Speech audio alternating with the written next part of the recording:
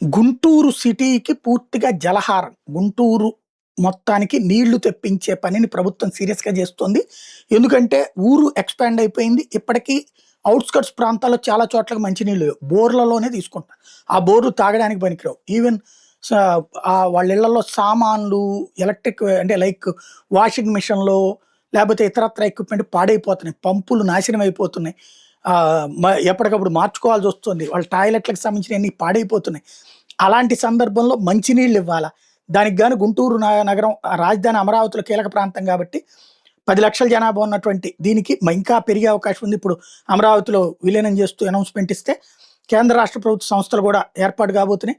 దీన్ని దృష్టిలో పెట్టుకొని ఇప్పటికే కేంద్ర ప్రభుత్వం అమృత్ 2.0 కింద నీటి సరఫరాకి డబ్బులిస్తోంది కాబట్టి దాని కింద పెమ్మసాని చంద్రశేఖర్ సొంత నియోజకవర్గం కూడా కావడంతో దాని మీద సీరియస్‌గా దృష్టి పెడుతున్నారు. వాస్తవంగా ఇప్పటికే జీఎంసీలో 10 గ్రామాలు విలీనమైనయి. మరో 11 గ్రామాలు విలీనానికి కూడా ప్రయత్నాలు జరుగుతున్నాయి. వీటన్నిటిని దృష్టిలో పెట్టుకొని పలు చోట్ల ఇప్పుడు నీళ్ళకి సంబంధించినటువంటి ప్రాజెక్టులు పెట్టి నీళ్ళని ఏది కృష్ణ నీళ్ళని అందరికీ ఇచ్చేటందుకు గాను అడుగులు వేస్తున్నారు.